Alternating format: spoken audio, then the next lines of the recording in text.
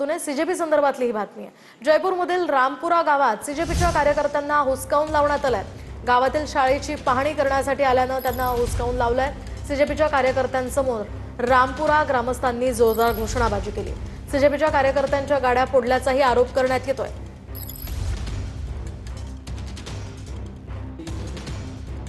अधिकची माहिती आपण जाणून घेऊयात आमचे प्रतिनिधी प्रमोद जगताप यांच्याकडून। प्रमोद, काय सांगाल? या ठिकाणी शाळेची पाहणी करण्यासाठी आलेल्या सीजेपीच्या कार्यकर्त्यांना हुसकावून लावण्यात आल्याचा हा व्हिडिओ सुद्धा समोर आलाय। नेमकं काय घडलंय? मोहिनी, देशभरामध्ये पार्टीकडनं स्कूल ठीक करू अभियान खरं तर राबवलं गेलं आपल्याला बघायला मिळालेलं आहे। आणि त्या अनुषंगानं कॉक्रोच जनता पार्टीचे कार्यकर्ते सरकारी शाळांमध्ये जाऊन तिथे पुरावस्था किंवा शाळेची पाहणी करताना आपल्याला बघायला मिळत आहेत। त्याच अनुषंगानं कॉक्रोच जनता पार्टीचे प्रवक्ते आशुतोष रांका आणि त्यांची इतर सहकारी जयपूरमधील एक रामपुरा भागातील एक सरकारी शाळा होती, ती शाळा बघण्यासाठी त्या ठिकाणी पोहोचलेले होते। मात्र त्या ठिकाणी शाळा बघण्यासाठी पोहोचल्याच्या नंतर तिथल्या कार्यकर्त्यांनी किंवा तिथल्या ग्रामस्थांनी या सीजेपीच्या कार्यकर्त्यांना गावाच्या बाहेर हुसकावून दिल्याचं आपल्याला बघायला मिळालेलं आहे। कॉक्रोच जनता पार्टीकडनं हाही आरोप केला गेलेला आहे की आम्हाला हाकलून देत असताना त्या ठिकाणावरून आमच्या गाड्यांवरती दगडफेक केली गेली, अशाही पद्धतीचा आरोप कॉक्रोचच्या कार्यकर्त्यांनी केलेला आहे। सोबतच ग्रामस्थांकडून खूप मोठ्या प्रमाणावरती खरं तर घोषणाबाजी देखील कॉक्रोच जनता पार्टीच्या विरोधामध्ये केल्याचं आपल्याला बघायला मिळालेलं आहे।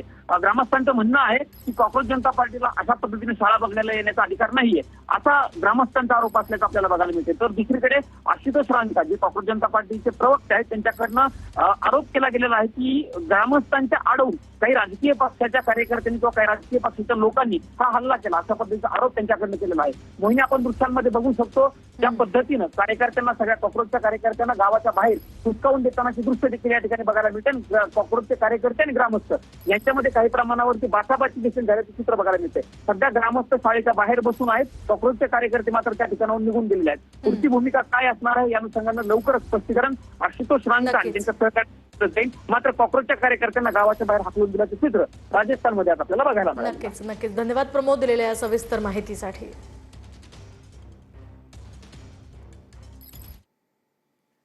वळूयात पुढच्या बातमीकडे। काम करत नसल्यास शिक्षण मंत्र्यांना सुद्धा आता बदला, असं अभिजित दिपके म्हणालेत। राजीनामा घेऊन प्रश्न सुटतात का, असं यावर सचिन अहिर यांनी उत्तर दिलंय। शिक्षण परिस्थिती सुधारा, अन्यथा गावागावात जंतर मंतर असेल, असा इशारा दिपकेंनी दिला होता। त्यानंतर आता सचिन अहिर यांची ही प्रतिक्रिया समोर आली आहे। पण दुर्लक्ष करण्यात आलेले सरकारी शाळांकडे आणि या मुलांचं भविष्य खराब करण्यामध्ये पूर्णपणे सरकारची जबाबदारी आहे। कृषी मंत्री काम करत नव्हते, बदलले गेले, शिक्षण मंत्र्यांचं आता काम दिसत नाही। बदलावं लागेल, मग त्यांनाही बदलावं लागेल। ही सगळी परिस्थिती घेऊन तुम्ही मुख्यमंत्र्यांना भेटणार आहात किंवा ही सगळी गोष्ट भेटायला बोलवलं तर जाऊ, पण आम्ही अधिक सगळ्या गावकऱ्यांना भेटणार आहे, महाराष्ट्रभरच्या गावकऱ्यांना भेटणार आहे। आणि सगळे गावकरी आता जागे झालेले आहेत, कारण की त्यांच्या मुलांच्या भविष्याचा प्रश्न आहे। म्हणजे शाळेच्या संदर्भामध्ये जी काही सेवा सुविधा आहे त्यासाठी आंदोलन गावगाव नक्की प्रत्येक गावात एक जंतर मंतर असेल। आता काय असते, असं काहीतरी तयार करण्यापेक्षा मला असं वाटते राजीनामे देऊन जर प्रश्न सुटत असते तर अनेक राज्यांमध्ये, देशामध्ये आणि जगामध्ये पण या गोष्टी होऊ शकतात। काहीतरी कॉन्क्रीट काम करण्याचं काम करा ना तुम्ही। जर त्याच्यामध्ये तुम्हाला असं वाटते काय उणीव आहे, करा ना तुम्ही, त्यात हस्तक्षेप करा, प्रशासनाला सांगा, शासनाला काय सूचना करा। नेहमी तुम्ही संघर्ष आणि आंदोलन करून घेऊनच प्रश्न सोडवता येतात का? असं नाही आहे। मला असं वाटते ते तरुण आहेत, हळूहळू त्यांना या सर्व गोष्टीचं ज्ञान येईल।